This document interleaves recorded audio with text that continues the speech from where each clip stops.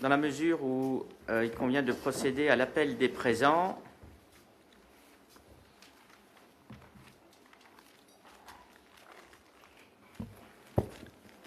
Mesdames, Messieurs, je vais procéder à l'appel. Monsieur Frédéric Masquelier. Présent. Madame Josiane Chiodi. Présent. Monsieur Guillaume Decart. Présent. Madame Françoise Delaunay-Caildomar. Présent. Monsieur Stéphane Inzeppi. Présent. Monsieur Maxime Grillet. Madame Ravia Rami. Monsieur Frédéric Eudiard. Madame Danielle Lombard. Monsieur Bernard Sabi. Madame Patricia Hauteur. Madame Sylvie Blanc. Monsieur Jean-François de Bézieux. Madame Yvonne Zocco. Monsieur Hervé Chiron. Madame Ginette Chiffret. Monsieur Gérard Bonal. Madame Françoise Meyer. Madame Chantal Arnaud. Monsieur Max Boyer. Madame Brigitte Jean-Perrin. Madame Brigitte Jean-Perrin. Merci. Monsieur Jacques Genoux. Monsieur Michel Caildomar. Monsieur Jean-Philippe Girardin. Madame Annie Bézan. Madame Yolande Lopez. Monsieur Frédéric Tibéry est absent. Donne le pouvoir à Madame Rami. Monsieur Fabrice Morinval, également présent, absent, il donne le pouvoir à Madame Chiodi. Madame Élodie Marcandel. Monsieur Nicolas Marty. Madame Elena Jacot. Monsieur Pierre Cordina. Madame Joëlle Dubois-Moujean. Monsieur Olivier Spinirny. Monsieur Pierre Tomasi. Monsieur Jacques Blanc-Villan. Monsieur Jimmy Jean-Pierre. Monsieur Jimmy Jean-Pierre. Merci. Madame Nathalie Oudot. Madame Brigitte Vuillemin. Je vous remercie. Je vous remercie. Donc le quorum est atteint. Le conseil municipal peut valablement délibérer. Il convient de nommer un secrétaire de séance, Madame Elena Jacot, volontaire d'office, donc sera notre secrétaire de séance. En ce qui concerne le procès-verbal de la dernière séance, y a-t-il des observations? Tout le monde est d'accord avec son contenu? Juste une petite faute, ligne 3, page 19. Libération, le délibération. Bon, bah écoutez, l'administration fera attention la prochaine fois. Merci beaucoup. Donc, sous cette réserve, donc, le procès-verbal est adopté à l'unanimité. Ensuite, je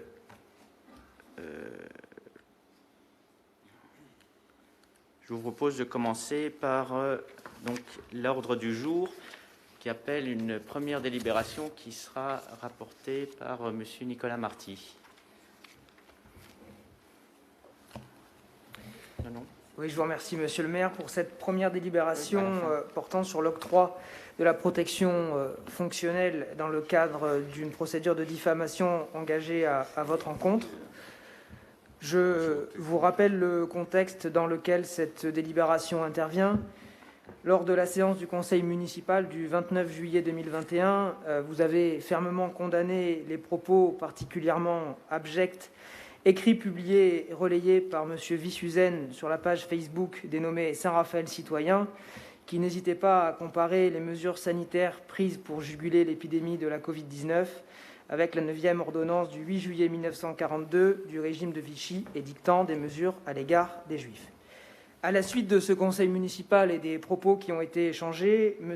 Vissuzen, revendiquant la rédaction de ce post Facebook qui a suscité de nombreuses réactions, a engagé une procédure pénale à l'encontre de M. le maire Frédéric Masquelier, ès-qualité de maire de Saint-Raphaël, visant le délit de diffamation.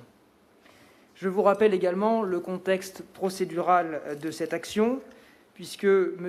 Vissuzen a décidé de poursuivre M. Frédéric Masquelier en tant que maire de Saint-Raphaël pour diffamation, bien que le procureur lui ait préalablement signifié qu'il n'initierait pas de poursuite faute de qualification pénale juridiquement établie. M. Vissuzen a donc fait délivrer à M. Frédéric Masquelier, ès-qualité de maire de Saint-Raphaël, une citation directe à comparaître devant la chambre judiciaire du tribunal correctionnel de Draguignan. Pour les besoins de ce rapport, je vous indique que la citation directe est un moyen de saisir une juridiction pénale sans enquête préalable et sans poursuite du procureur de la République. Je vous rappelle enfin que M. le maire est poursuivi en sa qualité de maire de Saint-Raphaël pour des propos tenus en séance du conseil municipal. Lors de cette séance, la comparaison particulièrement odieuse dressée par M. Vissuzen avait fait l'objet d'une condamnation unanime de la part de l'ensemble des membres de ce conseil municipal. Les textes prévoient que le mécanisme de protection fonctionnelle doit être mis en œuvre au bénéfice des élus qui font l'objet de poursuites pénales ou civiles pour des faits qui leur sont reprochés dans le cadre de l'exercice de leurs fonctions. C'est bien évidemment le cas lorsqu'un maire est poursuivi pour diffamation en raison de propos tenus lors d'une réunion publique, en l'occurrence lors d'un conseil municipal. Dans ce contexte, il est demandé au conseil municipal d'accorder à M. Frédéric Masquelier, ès-qualité de maire de Saint-Raphaël, la protection fonctionnelle dans le cadre de la procédure pour diffamation initiée à son encontre par M. Mallory Vissuzen, conformément à l'article L2123-34 du Code général des collectivités territoriales. Je vous remercie pour cet exposé particulièrement clair. Y a-t-il des observations sur cette délibération? Oui, Madame Oudot. Et nous nous abstenons. Oui, pour quelle raison? Sans commentaire, Monsieur le maire. Non, justement, des commentaires. On parle d'un sujet essentiel qui est une banalisation d'un crime contre l'humanité. Ce serait intéressant de savoir pourquoi vous vous abstenez. Puisque mes propos portaient sur ce point précis, et des propos que je réitérais d'ailleurs sans cesse, et je les reprends exactement dans les mêmes termes. Donc vous êtes un groupe politique, vous manquez jamais de vous exprimer sur tous les sujets, donc il serait intéressant justement que ce ne soit pas sans commentaire face à une banalisation d'un crime contre l'humanité, afin que vous puissiez expliciter votre position, puisque votre abstention serait en quelque sorte une approbation de ce qu'a fait votre colistier. Vous préférez vos amis au principe, c'est une position politique. Ce sera quand même sans commentaire, Monsieur le maire. Tout à fait. Bon, je vais juste vous livrer les commentaires qui sont ceux du vice-président du CRIF, qui a eu connaissance de cette citation et qui a eu l'occasion d'indiquer qu'il m'exprimait sa sincère reconnaissance pour le combat que vous menez sans concession contre la banalisation de la Shoah. Depuis quelques années, les digues sont tombées et les symboles de la souffrance juive, durant cette page noire de notre histoire, sont utilisés au mépris de ceux qui ont été arrêtés, déportés et gazés. Notre vigilance doit être grande, car la bête immonde ne demande qu'à renaître. Monsieur le maire, recevez par ces quelques mots l'expression de ma reconnaissance et de mon soutien dans cette lutte que notre République doit mener avec force. Et c'est le vice-président du CRIF.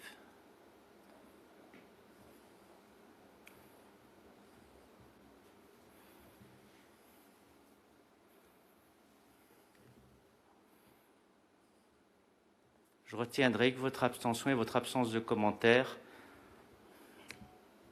est une position politique. Y a-t-il des observations? Je ne prendrai pas part directement au vote, puisqu'il s'agit d'assurer ma protection fonctionnelle en tant que maire. Donc je note qu'il y a 2 abstentions et pas de commentaires. Pour le reste, donc, c'est adopté à l'unanimité. Je remercie donc l'ensemble de mes collègues pour leur solidarité et de ne considérer que tout ceci n'est pas un simple détail.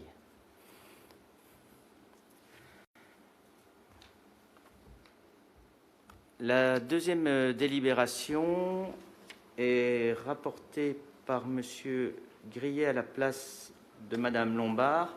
On vous a mis une délibération spéciale aussi sur table concernant l'hôpital. On la rapportera à la fin du conseil municipal. Monsieur Grillet, je vous en prie. Merci, Monsieur le maire. Bonsoir à tous. Cette délibération concerne l'aménagement et la mise en valeur de l'avenue Général Leclerc. Cette mission sera confiée au CAUE Var dans le cadre d'une convention sous la même forme que les deux conventions en cours pour les aménagements des places Janetti à Aguet et Saint-Jean à Boulouris.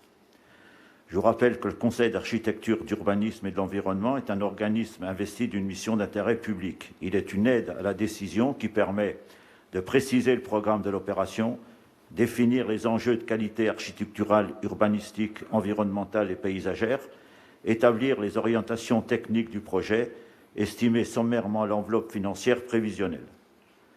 Les entrées de ville constituent un marqueur fort. Elles sont la première image de la ville. Cela en fait un espace privilégié pour mettre en scène le territoire et montrer une image positive de la ville. C'est la volonté de Monsieur le maire qui veut la diversité dans une harmonie d'ensemble de cette entrée majeure de Saint-Raphaël. Elle est un trait d'union entre Fréjus et Saint-Raphaël, autrefois nommée route de Fréjus. C'est sous l'ère Léon Bassot, qu'elle fut en 1947 rebaptisée Général Leclerc. Elle est une avenue commerçante qui dessert aussi de nombreux immeubles d'habitation.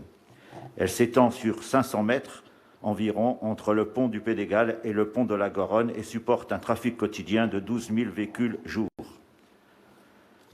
Aujourd'hui, avec l'accumulation des textes législatifs, des normes et réglementations, avec les nouvelles modes de pensée, il est nécessaire d'informer et sensibiliser tous les citoyens.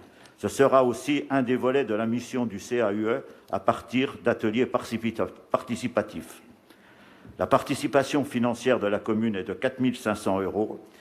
Le conseil municipal est invité à approuver les termes de la convention, autoriser Monsieur le maire à signer cette convention et dire que les dépenses en résultant feront l'objet des inscriptions budgétaires correspondantes. Merci beaucoup. Donc, y a-t-il des observations? Non? Tout le monde est d'accord? Tout le monde est d'accord, c'est adopté à l'unanimité. Madame Lombard. Oui, merci Monsieur le maire. Bonsoir à tous. Cette délibération concerne une convention de partenariat entre la commune et le CAUE du Var dans le cadre des rencontres architecturales. La commune de Saint-Raphaël, en partenariat avec le CAUE, organise pour la 3e année des rencontres architecturales sur le thème « Habiter le littoral ». Ces rencontres auront lieu les 26 et 27 novembre prochains. Dans le cadre de la révision du PLU et de la création du SPR, les sites patrimoniaux remarquables, la ville de Saint-Raphaël souhaite sensibiliser les habitants et les usagers du territoire communal à l'évolution de sa ville. Pourquoi, où et comment construire aujourd'hui?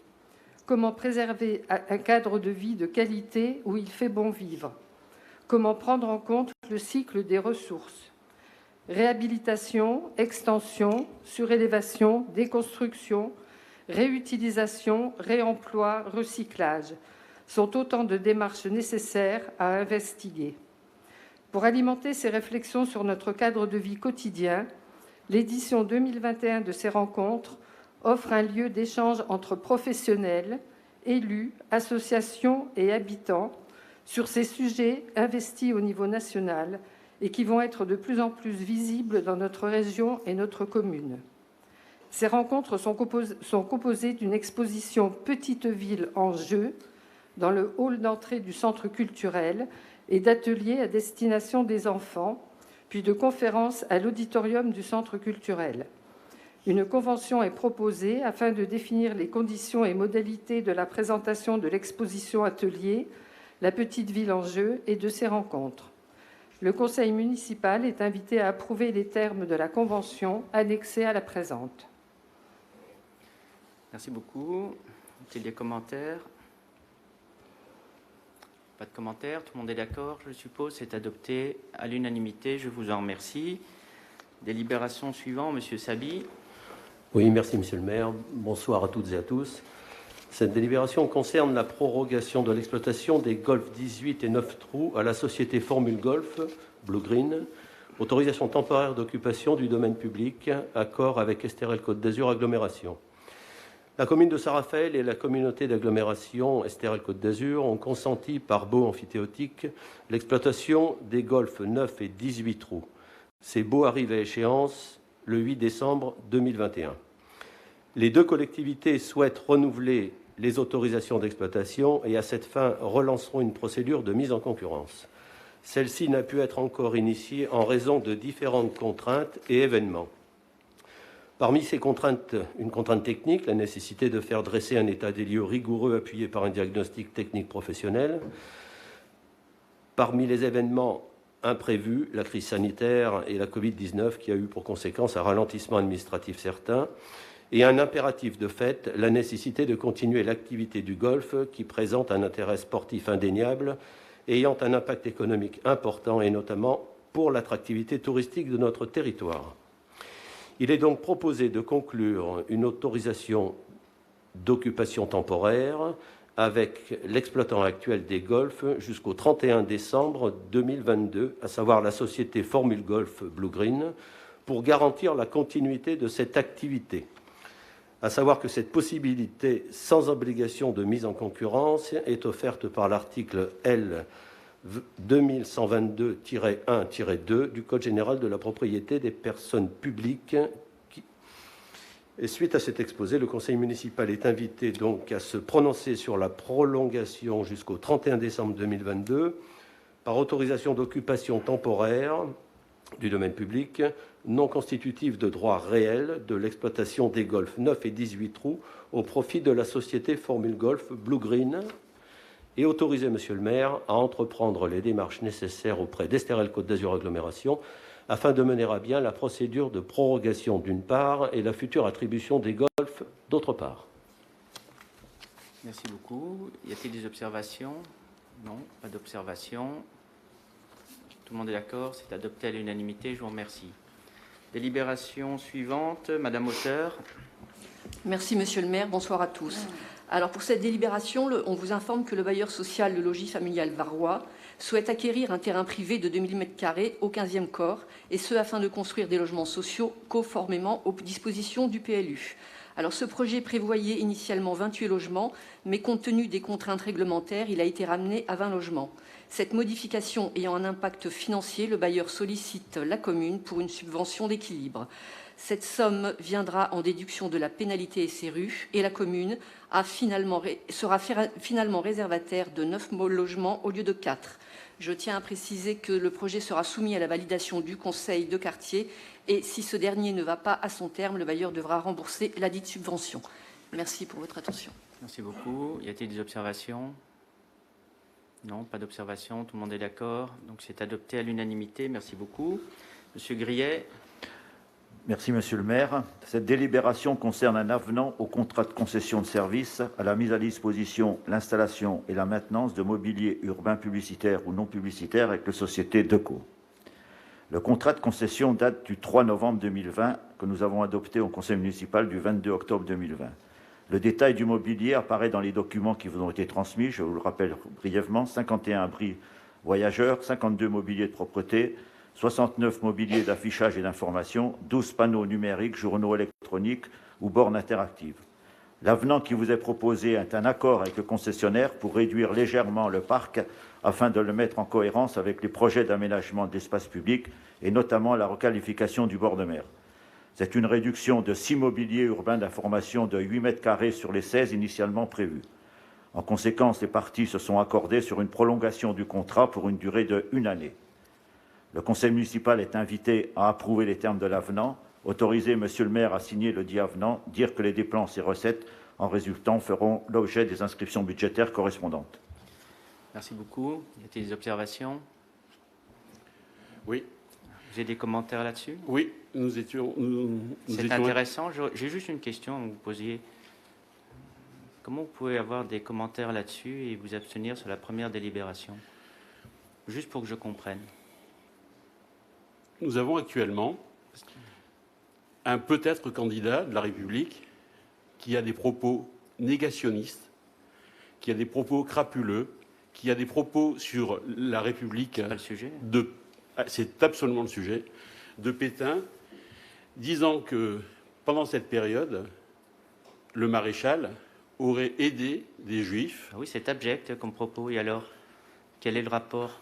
C'est exactement le même. Vous abstenez aussi? Je pense qu'il faudrait s'élever de la même manière contre ce propos. C'est comme ça que vous vous élevez, Monsieur Tomasi? Pardon? C'est comme ça que vous vous élevez en vous abstenant face à des propos de cette nature? Répondez à ma deuxième question. Pourquoi est-ce que sur ce point de vue-là, le conseil municipal ne voterait pas une motion pour dire... Parce qu'on ne vote pas sur chacun nous des sommes candidats, contre. nous votons sur un sujet précis.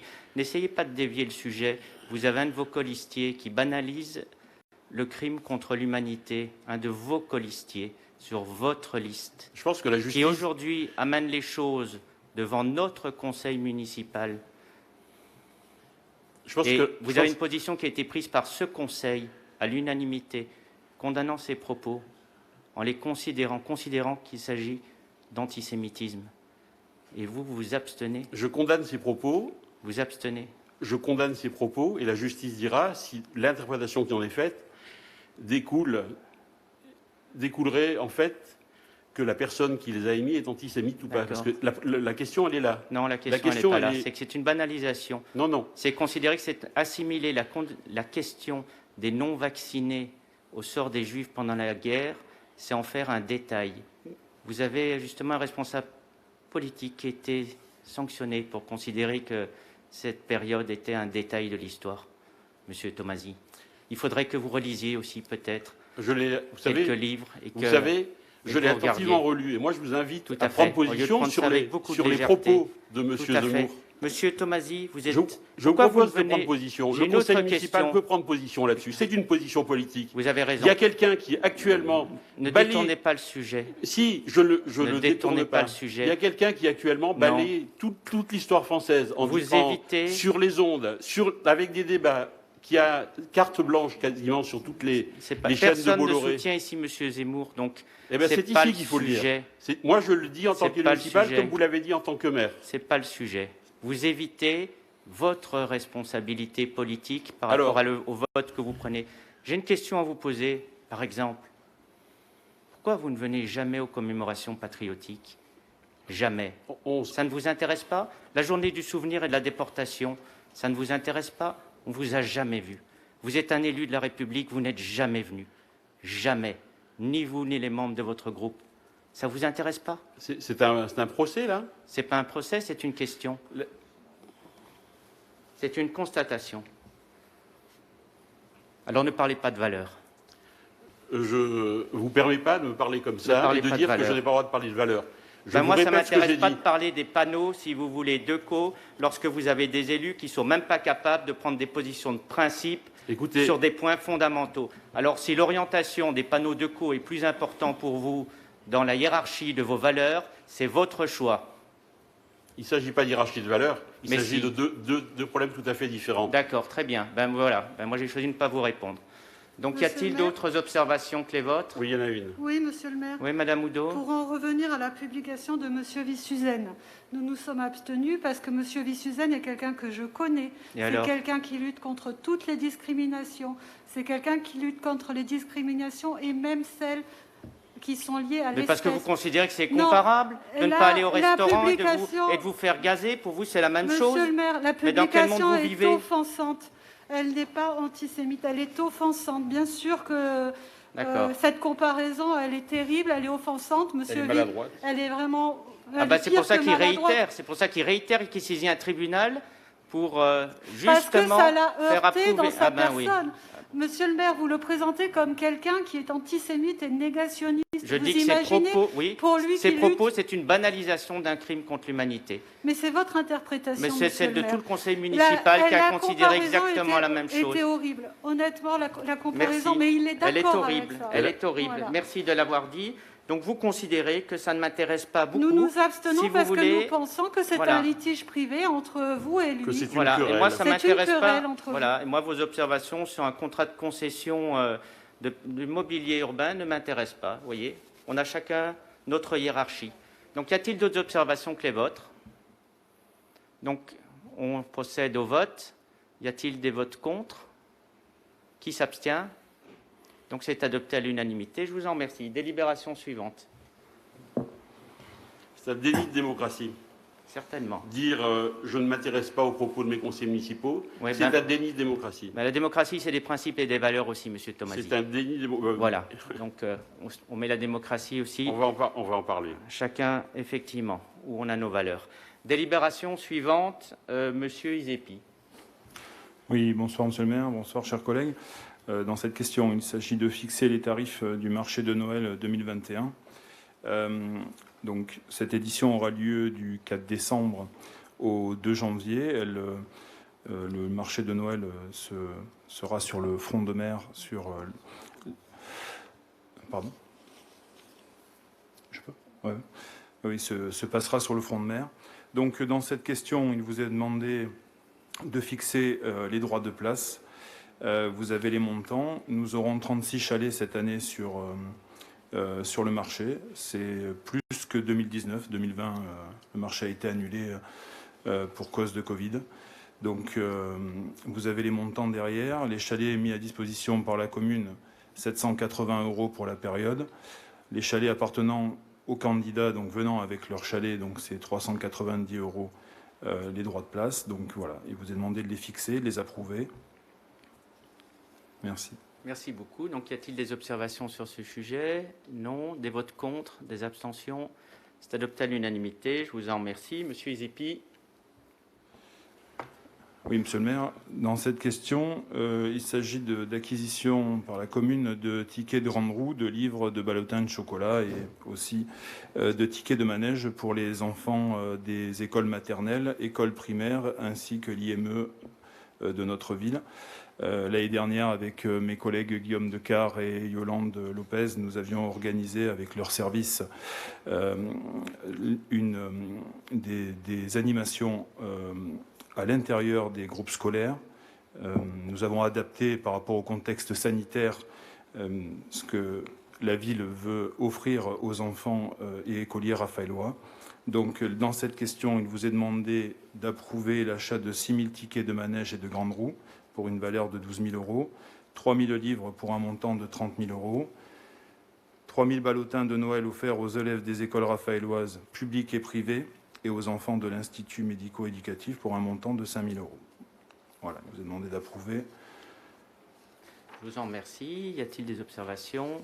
Pas d'observation. Y a-t-il des votes contre? Personne. Pas d'abstention. C'est adopté à l'unanimité. Merci beaucoup. Monsieur Izepi, poursuivez.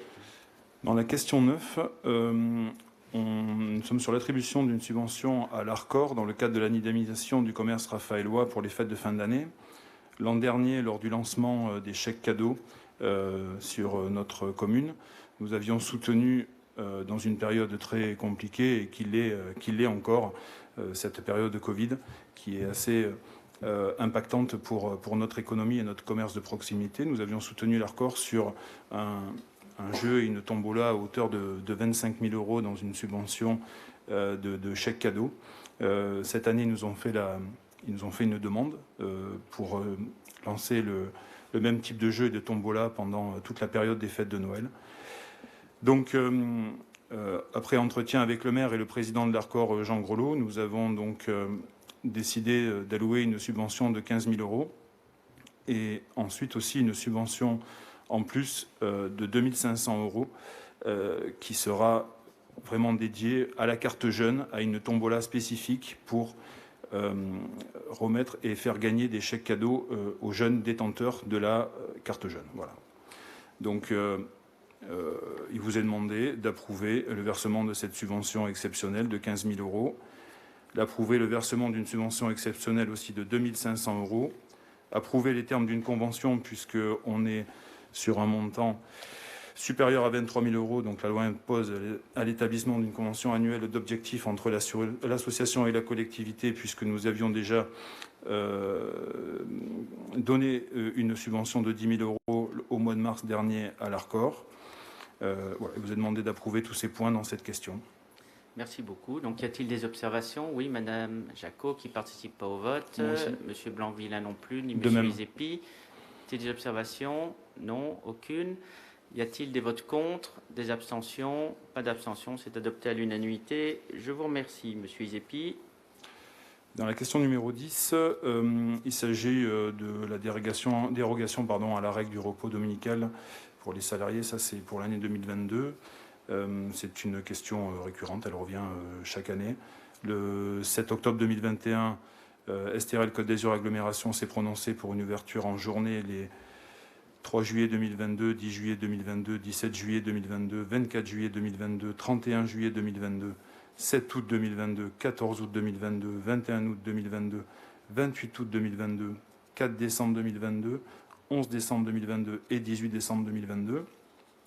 Il vous est proposé que le conseil municipal et la ville de Saint-Raphaël se prononcent en faveur de ces ouvertures toute la journée en prenant exactement les mêmes dates que celles décidées lors du conseil d'agglomération d'Estérel Côte d'Azur Agglomération le 7 octobre dernier. Voilà, ça permet des ouvertures dans une période touristique et dans une période de fête pour les magasins qui ne peuvent pas ouvrir toute la journée le dimanche. Merci beaucoup. Donc, y a-t-il des observations? Oui, c'est l'occasion de parler des valeurs. Le repos dominical. Je ne sais pas. C'est une valeur. Parlez si vous voulez, vous avez un temps de parole. Voilà. Je vous écouterai le temps de votre parole réglementaire et puis on passera à la question suivante et au vote.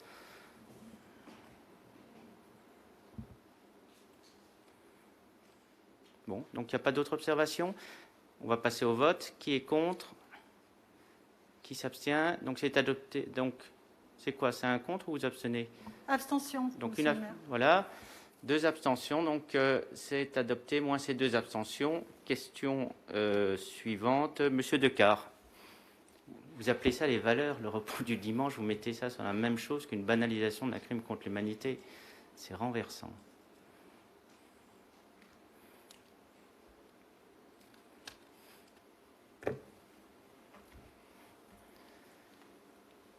Bref. Monsieur Decart, allez-y. Monsieur le maire, mes chers collègues, bonsoir. Excusez-moi, je voudrais quand même répondre parce que j'en ai un peu assez. Lorsqu'on s'est abstenu sur la première délibération, on s'est abstenu non pas sur le fond, on s'est abstenu sur le fait que la ville soutiendrait donc son maire devant la justice. Sur les faits, c'est la justice qui décidera. Sur la forme, nous sommes abstenus pour expliquer que pour nous, c'était plus une querelle d'homme à homme que réellement une position sur les valeurs. Voilà. Donc vous faites un échappatoire et vous n'assumez pas votre responsabilité politique. Ça n'est pas un échappatoire. Qui est considéré que ce n'est pas important. Monsieur Tomasi, c'est une position politique. C'est toujours vos jugements. Vous vous associez avec vos amis. Vous préférez vos amis aux principes et aux valeurs. C'est votre choix. Faites la même chose. Choisissez vos amis. Vous avez actuellement un débat important nationalement. Quelqu'un qui porte des valeurs. C'est pas mon ami, monsieur Zemmour. Qu'est-ce que vous racontez? Je ne dis pas que c'est votre ami. Je dis qu'il faudrait aussi prendre position contre cette personne. C'est facile. C'est un échappatoire. Mais si vous partagez les opinions de M. Vissuzène, il suffit de le dire. Donc, on peut passer au vote. Lorsque ma ville, ma planète s'exprime, elle s'exprime en son nom. Lorsque ma ville, ma planète écrit, elle écrit en son nom. Lorsqu'elle publie sur Facebook, elle écrit en son nom. Pendant les élections, des gens ont écrit sur votre site Facebook, il y a eu des propos inflammatoires, il y a eu des propos diffamatoires. Vous n'étiez pas responsable de l'ensemble de ces propos, comme nous ne l'étions pas non plus. C'est exactement la même chose. Ça ne nous concerne pas directement. Ça n'est pas ma ville, ma planète qui a écrit ça. Vous êtes très ambigu. Et ça ne nous empêche pas d'avoir des valeurs. C'est de l'ambiguïté. Sur des principes et des valeurs, il n'y a pas d'ambiguïté à avoir. En tout cas, sur certains points. Moi, je n'ai aucune ambiguïté sur la question de l'antisémitisme. Mais on n'en a aucune non plus. Aucune. Ni sur la banalisation du crime contre l'humanité. C'est une question de principe. Et nous, on est présents aux commémorations patriotiques. Mais sur ce principe, on est entièrement d'accord. Et nous sommes tous présents aux commémorations patriotiques aussi. Tous les membres de ce Conseil. À chaque commémoration, je me suis excusée par l'intermédiaire. C'est bien de s'excuser. Ce qu'il faut, c'est être présent, madame. C'est pas de s'excuser. Quand je peux être présente, je suis présente. Ça fait 2 ans que vous êtes absente. Monsieur le maire, ça ne fait pas 2 ans que je suis au conseil municipal. Mais vous êtes engagé en politique? Et alors, il faut être au conseil municipal pour participer aux commémorations patriotiques? C'est une obligation? C'est un honneur d'y participer, madame. Lorsque je travaille la semaine et qu'il y a des commémorations, parfois, je travaille. Vous travaillez le 8 mai? Non, pas le 8 mai, mais Merci. je n'étais pas présente. Vous travaillez le 14 juillet? Arrêtez de prendre les gens pour des imbéciles, excusez-moi. Oui, Madame Meyer, vous vouliez... Oui, je voulais vous dire que vous avez tout notre soutien, Monsieur le maire, et je ne pense pas que ce soit un conflit d'ordre personnel. Pas du tout. D'ailleurs, je pense que vous faites honneur à tout le conseil municipal, enfin à presque tout le conseil municipal, en ayant eu cette réaction. Je vous remercie, Madame. Et je remercie les membres du conseil. Et je vous remercie aussi de votre participation aux commémorations, aux journées du souvenir et de la déportation. Vous êtes aussi présents. Ça aussi, c'est un signe d'être là ou de ne pas être là, et de n'être jamais là.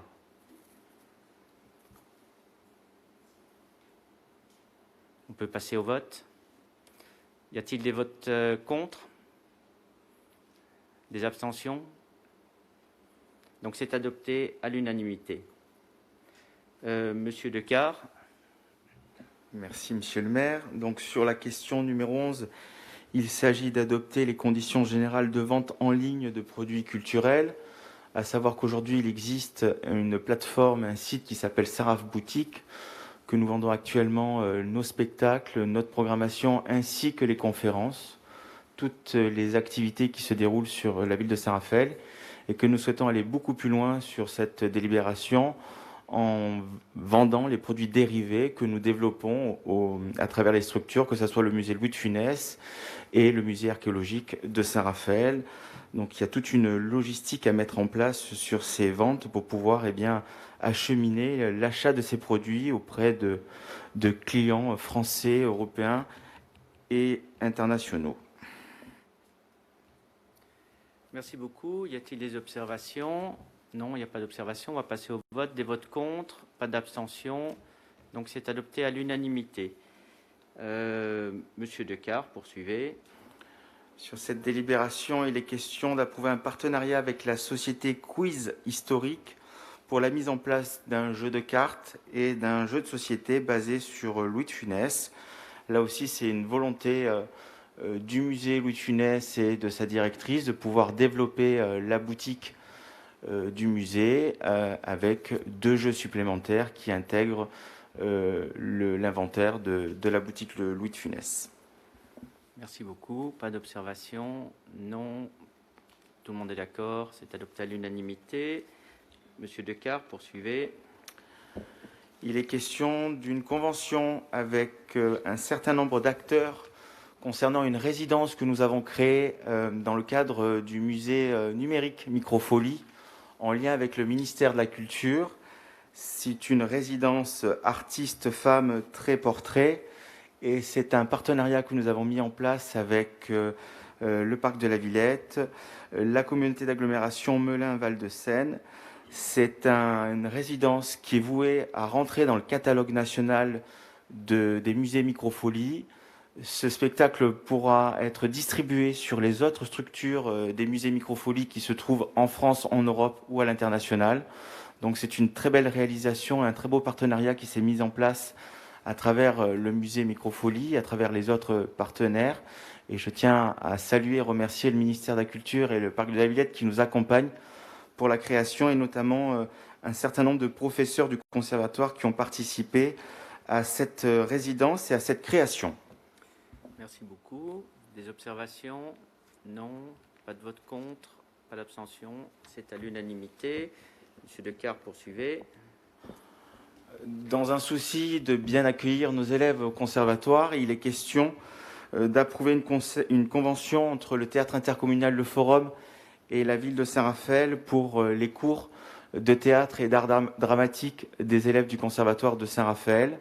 Aujourd'hui, il nous manque de la place sur le centre culturel, et il est vrai que les conditions d'accueil ne sont pas du tout adaptées pour pouvoir recevoir comme il se doit les élèves de ce cours. Donc il est proposé d'approuver cette convention pour pouvoir mener les cours de théâtre au théâtre intercommunal.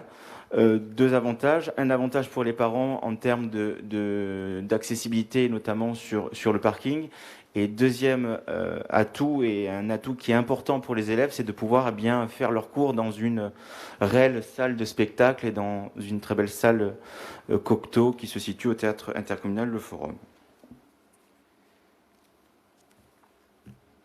Personne n'a d'observation? Non. Pas de vote contre, pas d'abstention. C'est adopté à l'unanimité. Monsieur Decart. Sur cette délibération, il est question d'approuver un abonnement au e-répertoire des mécènes. Comme vous le savez, depuis un certain nombre d'années, avec la volonté de notre maire de développer l'événementiel et l'offre culturelle sur Saint-Raphaël, nous avons agrémenté cette offre à travers une offre de mécènes ambitieuse et nous souhaitons aller beaucoup plus loin. Sur le précédent conseil municipal, on avait approuvé une délibération pour une chargée de mission partagée entre le théâtre intercommunal Le Forum et la ville de Saint-Raphaël pour pouvoir valoriser les événements, qu'elles soient culturels, touristiques ou sportives. Cette chargée de mission aura un catalogue à pouvoir mettre en avant auprès du monde économique, qu'il soit de notre territoire, qu'il soit du Var ou de la région. Et là, il est question d'un abonnement avec un coût annuel de 72,80 €. Et cette plateforme nous permet d'être en relation avec un peu plus de 900 mécènes, des mécènes qu'on ne pourrait pas avoir à travers notre réseau et à travers notre rayon d'action. Merci beaucoup. Y a-t-il des observations? Non, il n'y en a pas. Pas de vote contre, pas d'abstention. C'est adopté à l'unanimité. Madame Lopez. Merci, Monsieur le maire. Bonjour à toutes et à tous. Cette délibération concerne le quota de places gratuites par salle de spectacle pour satisfaire aux obligations contractuelles de nécessité de service et de promotion. Actuellement, le quota est le suivant. Toutes jauges confondues. 10 places pour la ville, 10 pour les professionnels, 10 pour le producteur. Il est proposé aujourd'hui de répartir les places gratuites selon 2 configurations. Une manifestation de moins de 1000 personnes, le quota sera conservé, donc 10, 10 et 10. Pour les manifestations de plus de 1000 personnes, il est proposé de mettre à disposition 50 places pour la ville, 10 pour les professionnels et 20 pour le producteur. Un point sera fait toujours avant les spectacles et les places gratuites non utilisées seront remises en vente. Petit mot aussi pour le musée Louis de Funès. Il est proposé au conseil municipal un quota de 10 entrées gratuites au musée Louis de Funès pour satisfaire également à ses obligations de promotion, en particulier lors de la visite de personnalités et de professionnels reconnus. Merci. Merci beaucoup. Y a-t-il des observations? Non. Pas de vote contre, pas d'abstention. C'est adopté à l'unanimité. Merci beaucoup. Madame Lopez. Merci. Donc, cette délibération concerne les contrats de service passés avec des organismes de commercialisation extérieure. Dans le but de faciliter l'accès à la culture et de faire connaître nos programmations, la commune a mis en place dès 2011 un service de billetterie en ligne via des partenaires extérieurs, style Ticketnet, France Billets, etc. En 2015, la commune a créé son propre service de billetterie, Saint-Raphaël Boutique, qui permet aux spectateurs de prendre leurs billets directement sur le site de la ville. La commune avait décidé de prendre en charge cette commission.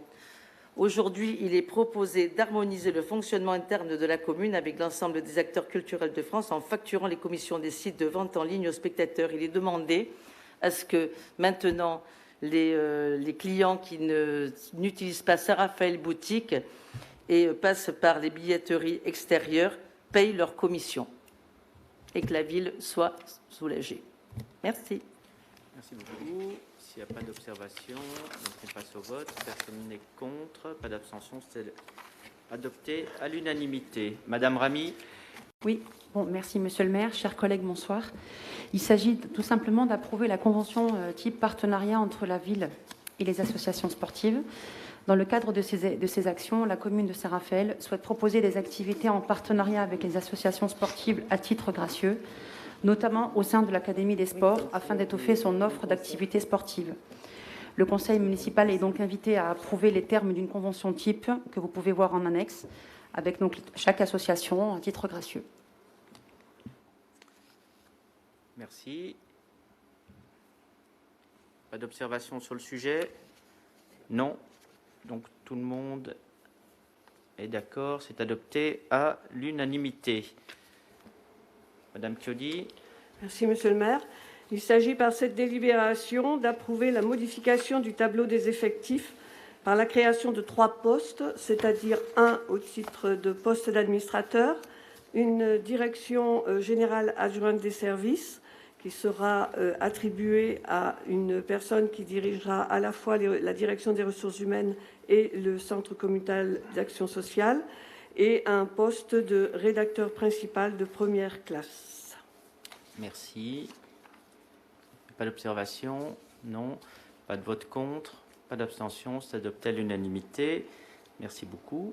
Madame Chiodi, poursuivez. Bien, pour cette délibération, il vous est proposé de mettre à disposition un cadre diplômé qui exerce au sein de notre commune auprès de l'École nationale des scaphandriers au titre de la formation en archéologie sous-marine destinée aux scientifiques universitaires qui interviennent sur des chantiers de fouilles sous couvert du ministère de la Culture. Ce cadre interviendra de 1 à 4 semaines dans l'année, et ce pour une durée de 1 an. Cette mise à disposition sera prise en charge par l'École nationale des scaphandriers à hauteur de 500 € par semaine d'activité, selon le terme, bien entendu, de la convention jointe à la délibération. Pardon. Merci. Y a-t-il des observations? Non, aucune. Pas de vote contre, pas d'abstention. C'est à l'unanimité. Merci beaucoup. La délibération suivante, c'est toujours vous. Oui. Par le parcours emploi compétences, la commune aide des demandeurs d'emploi à s'insérer dans le monde du travail. Une opportunité de pallier les départs à la retraite dans une perspective de gestion prévisionnelle des emplois et des compétences.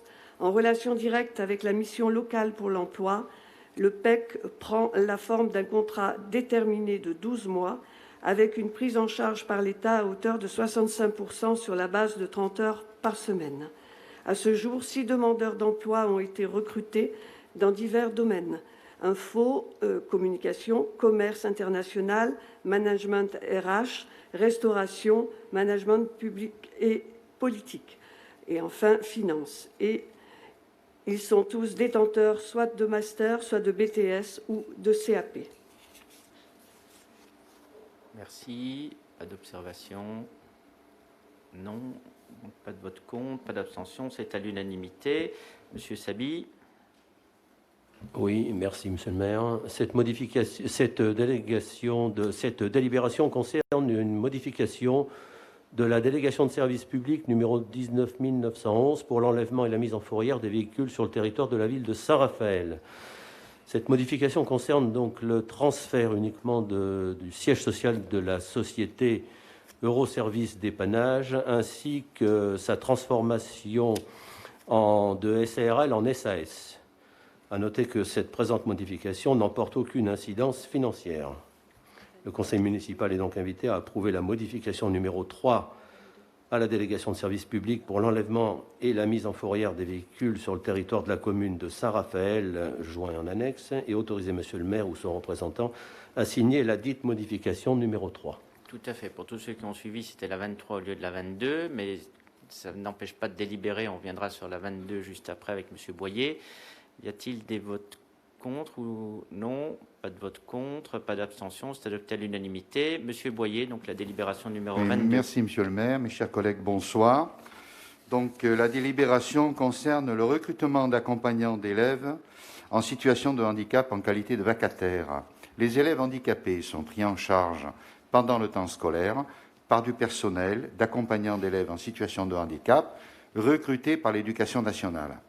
Or, il se trouve qu'en dehors du temps scolaire, pendant la pause méridienne ou au moment de la garderie, certains des élèves handicapés ont besoin d'être pris en charge.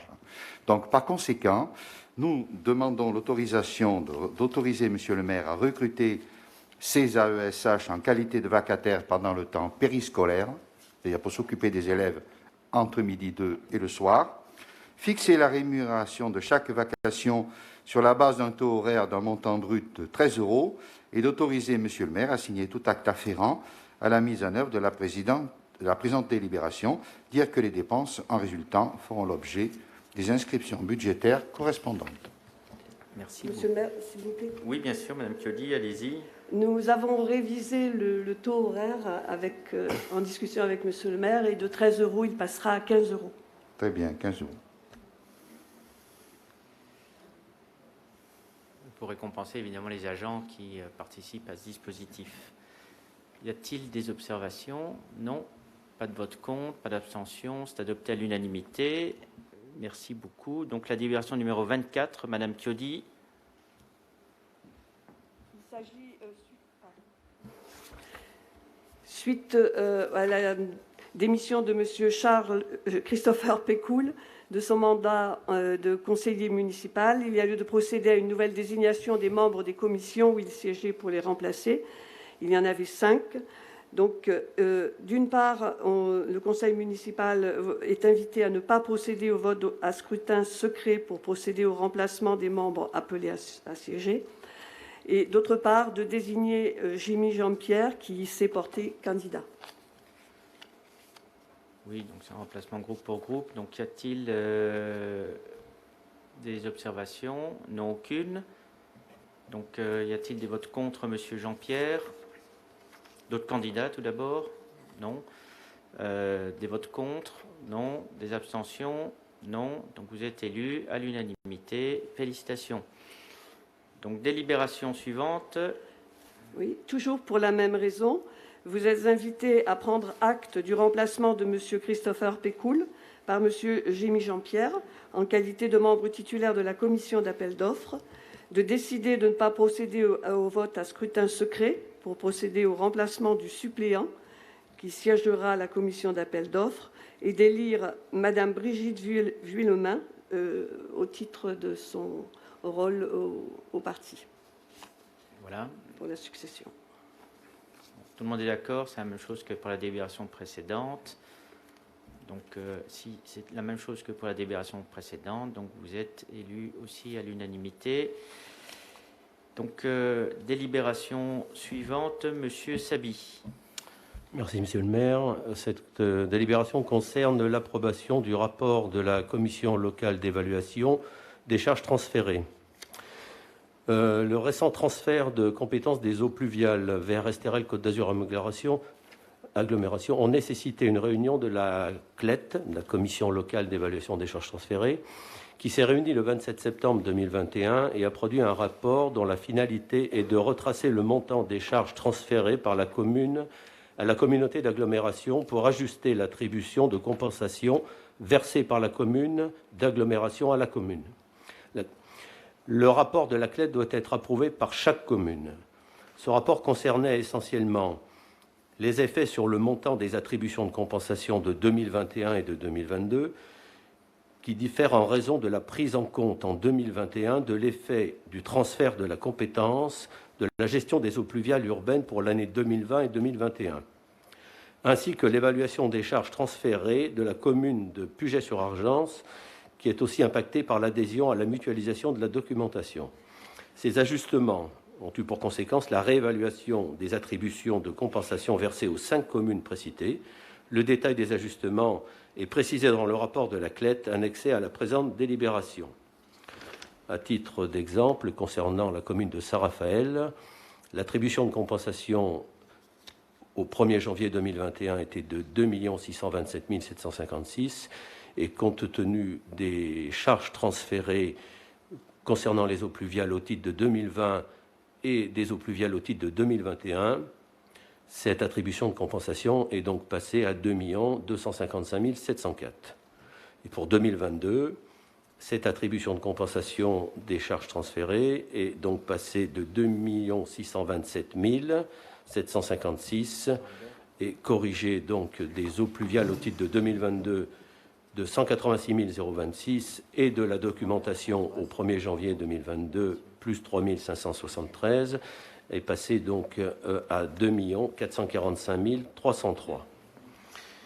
Le conseil municipal est invité à approuver le rapport de la commission locale d'évaluation des charges transférées tel qu'annexé, prendre acte de la proposition de la commission locale d'évaluation des charges transférées de fixer pour 2021 et 2022 les montants d'attribution de compensation corrigés. Merci beaucoup. Donc, s'il n'y a pas d'observation, y a-t-il des votes contre? Non, aucun. Pas d'abstention. C'est adopté à l'unanimité.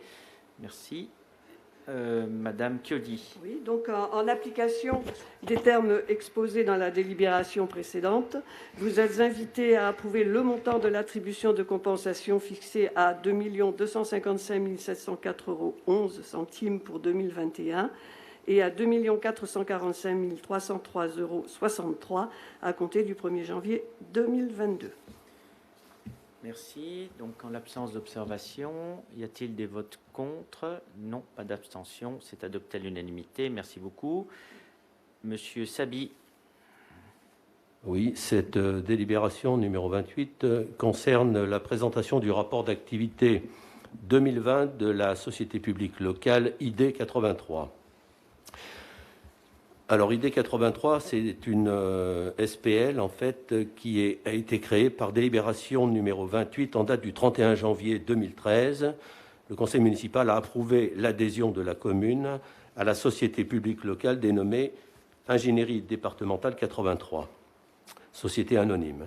Cette société au capital exclusivement public de 151 200 € regroupe 96 communes, des communautés de communes et syndicats mixtes du secteur rural varois et a pour objet de réaliser des prestations de conseil et d'assistance au profit exclusivement des collectivités locales actionnaires sur le territoire, notamment en ce qui concerne la préparation de tout projet relevant de leurs compétences.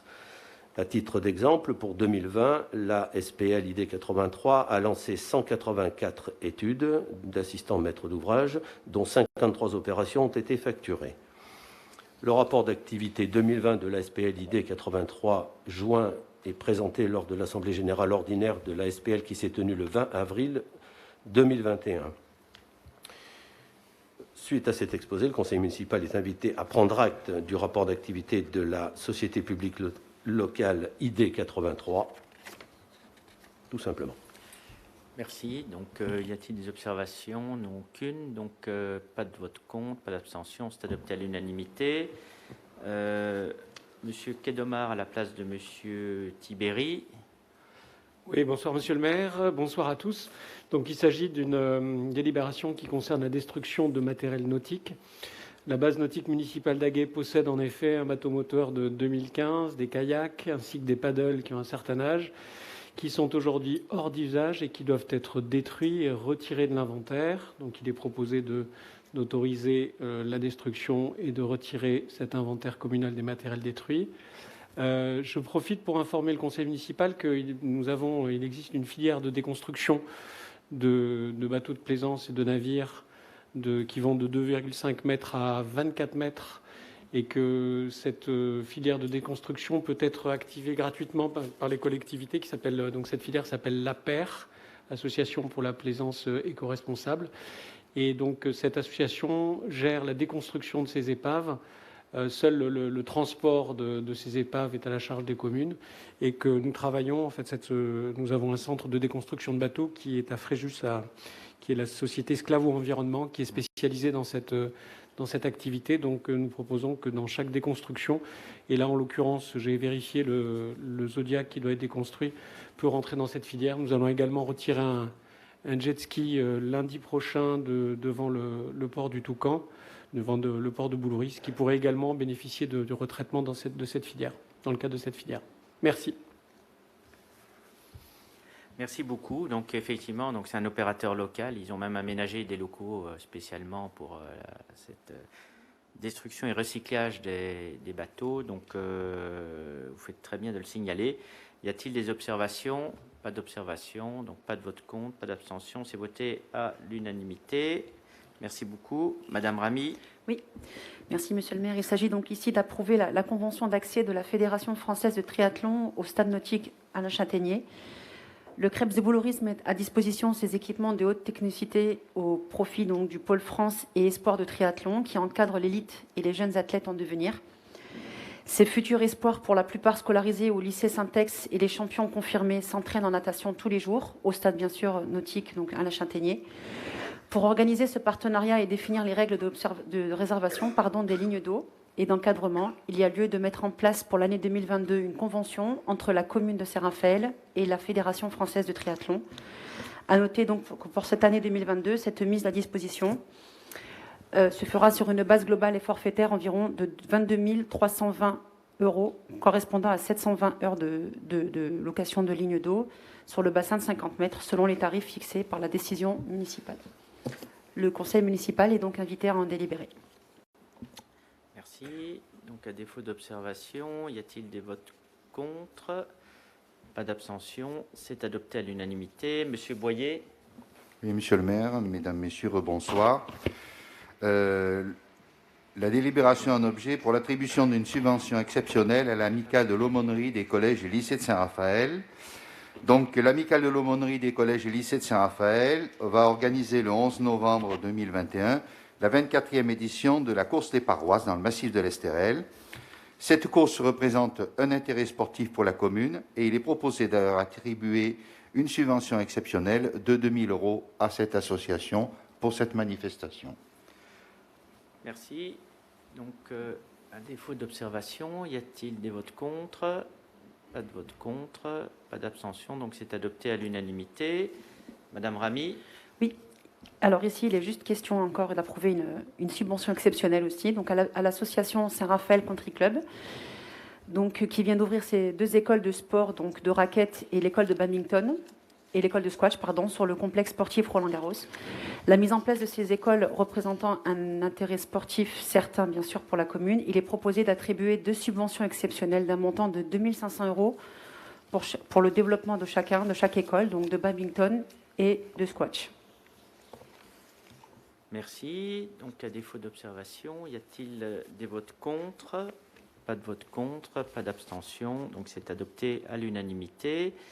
L'avant-dernière délibération, c'est moi-même à propos d'une délocalisation des séances du conseil municipal. Vous avez déjà eu à vous prononcer sur cette délocalisation, notamment du fait de problèmes d'accessibilité sur la salle historique du conseil municipal qui se trouve en mairie centrale pour que les séances se tiennent comme aujourd'hui à l'Estérel Arena. Il vous est simplement demandé que ce dispositif qui avait vocation à être temporaire soit définitivement maintenu.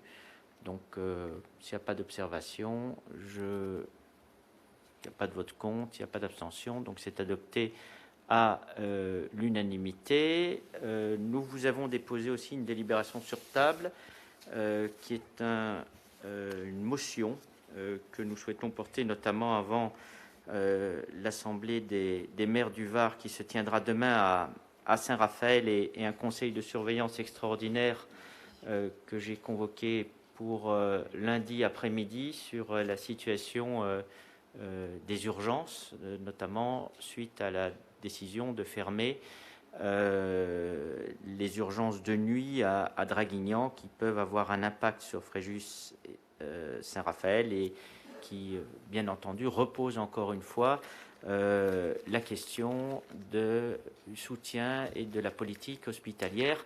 Je vais peut-être laisser Françoise Quédomar, qui est à double titre, triple titre d'ailleurs, membre du conseil de surveillance, adjointe chargée de la santé et puis médecin de l'hôpital, le soin de nous apporter quelques précisions sur cette délibération. Merci, Monsieur le maire. Bonsoir à tous. Effectivement, vous avez, je pense, vu dans les journaux, la presse, y compris la presse télévisée nationale, que le service des urgences de Draguignan a été amené à fermer ses portes la nuit. La principale raison, c'est un problème de personnel, essentiellement du problème de personnel médical, puisqu'il n'y a plus que 6 médecins, alors qu'il en faudrait 18 ou 20 pour faire tourner le service. Donc effectivement, on peut déplorer qu'il n'y ait pas eu de concertation en amont de cette décision qui concerne et qui impacte les autres centres hospitaliers de la région, et en particulier le centre hospitalier de Fréjus Saint-Raphaël. Donc en fait, nous n'avons pas été informés, ni en tant qu'élus, ni les autres acteurs de santé n'ont été informés de ces difficultés et de cette décision. Et il n'y a pas eu de concertation, de consultation en amont pour essayer de trouver des solutions. Donc, cette mesure unilatérale peut être aussi vue comme une conséquence de l'incapacité de l'administration de l'État de faire face à ses responsabilités, c'est-à-dire garantir la sécurité, y compris sanitaire, de nos concitoyens. C'est vrai qu'il y a eu un petit mouvement, un petit peu de, pas vraiment de panique, mais c'est vrai qu'on peut imaginer que tout un territoire qui est dépourvu d'un service d'urgence la nuit, c'est quand même problématique. Donc la gestion de ces territoires est rendue très difficile. Comme vous savez que on a tous été très impactés au niveau des établissements hospitaliers par la crise Covid, qu'il y a eu un retentissement en particulier sur beaucoup de personnel, médecins y compris, qui ont réorienté leur carrière. Et on arrive dans une situation où les hôpitaux vont devenir de plus en plus sinistrés en termes de moyens humains, voire de moyens maternels. Donc, en termes d'impact, le vendredi 29 octobre, il y a eu 22 patients supplémentaires qui sont arrivés au niveau de l'hôpital de la Dracénie. Il y a eu une petite régulation qui s'est faite après sur les jours suivants. Mais on peut imaginer que cette situation va être difficilement tenable pour notre hôpital. Donc en fait, nous déplorons la désorganisation du centre hospitalier de Draguignan en faisant porter cette pression supplémentaire au service des urgences de Fréjus-Saint-Raphaël. Et c'est acceptable ni pour le corps hospitalier, ni pour les patients, parce qu'évidemment, déjà que le service des urgences est souvent saturé. Si en plus il y a un afflux de patients supplémentaires d'un autre hôpital, les conditions d'accueil sont encore dégradées. On ne peut considérer que la solidarité nationale en matière de santé pourrait consister à imposer un surcroît de tension sur notre réserve capacitaire en lit, sur nos personnels soignants, sur nos urgentistes qui travaillent déjà à 60 heures, voire plus, par semaine, alors qu'ils sortent à peine de 20 mois de pression due au Covid, et qu'un afflux touristique saisonnier autrement plus fort en front de mer que dans l'arrière-pays.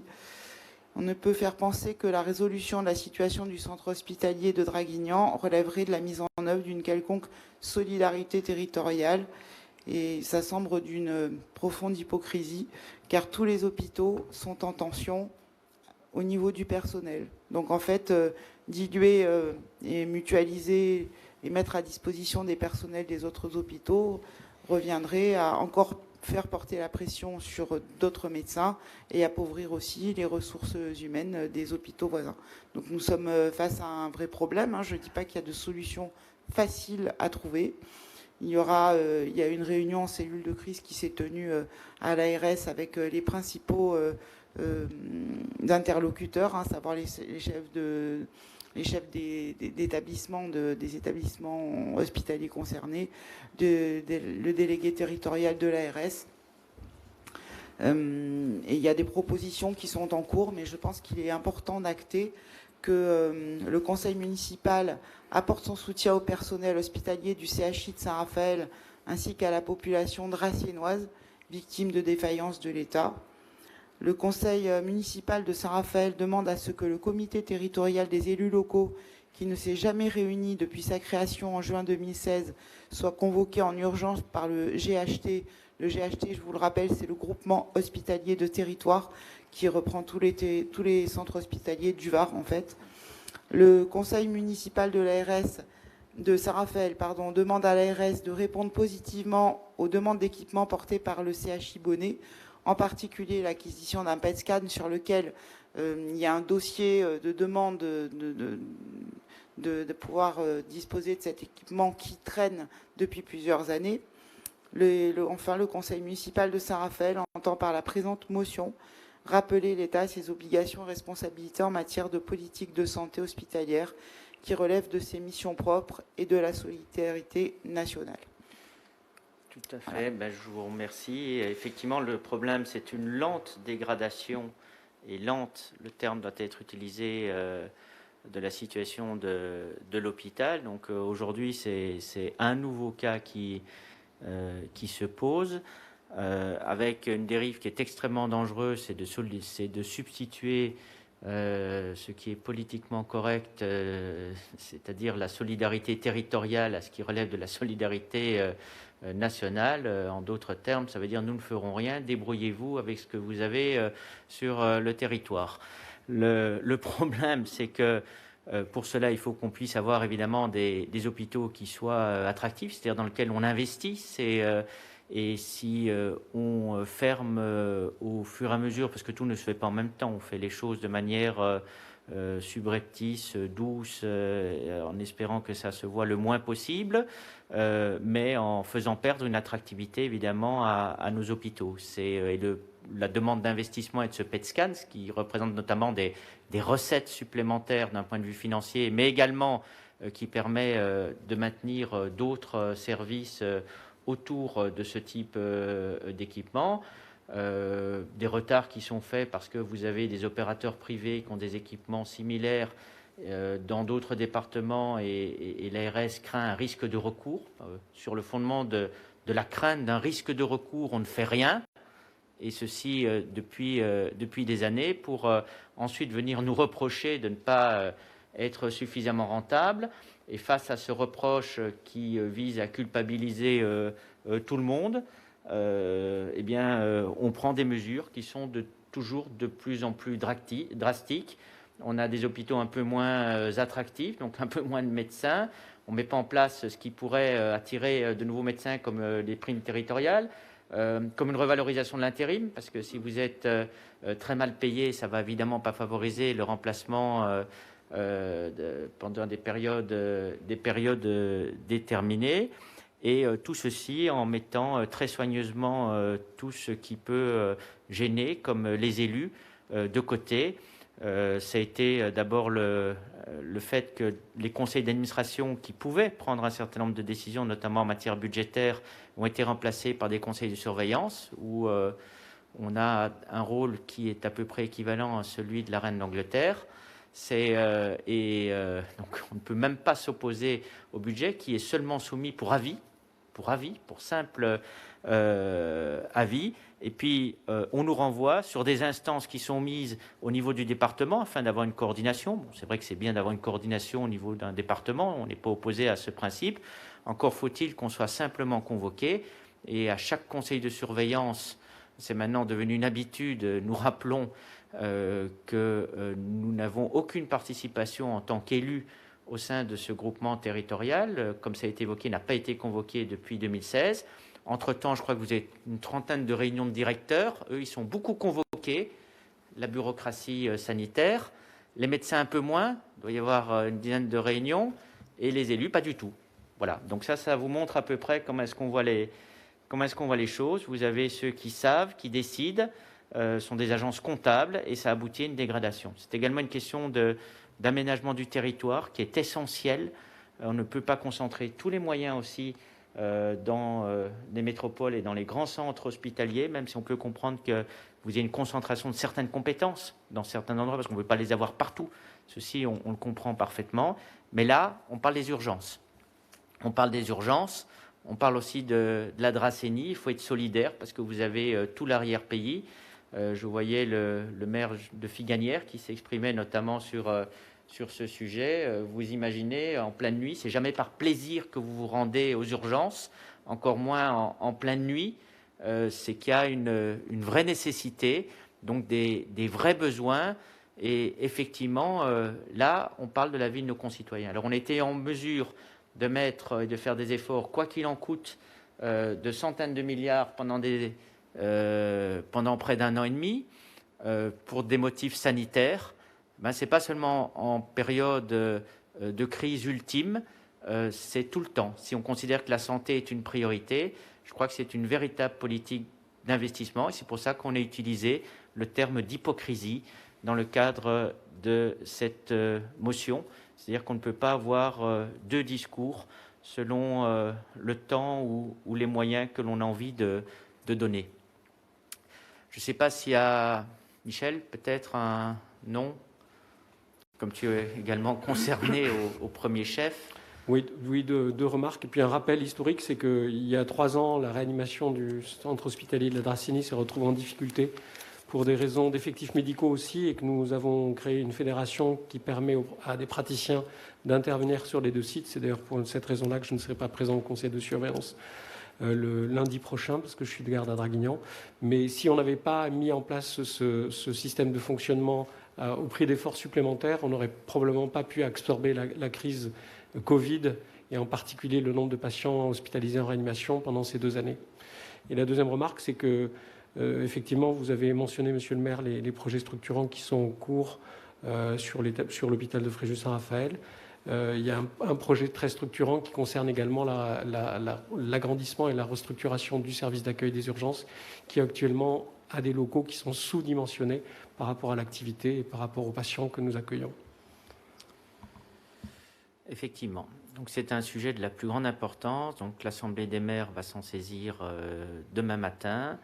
Et on verra, je vous tiendrai informé de ce qui ressortira, ou bien des informations qui seront données au conseil de surveillance, mais c'est une vigilance à chaque conseil municipal. Je souhaite que ces questions soient abordées, qu'il y ait un suivi, qu'il y ait toutes les actions qui puissent être mises en œuvre. Il y a également la reconstruction du centre de gérontologie. Tout ça, c'est des projets, encore une fois, qui sont menés sur des années et des années, que l'on passe de placard en tiroir sans les faire avancer efficacement. Nous souhaitons avoir une vision sur notre territoire. Donc, s'il n'y a pas d'observation, donc il n'y a pas de vote contre, je suppose, il n'y a pas d'abstention, donc c'est adopté à l'unanimité. En ce qui concerne le compte-rendu des délibérations, c'est juste une prise d'acte. Donc, je vous remercie de votre participation à ce conseil et à bientôt.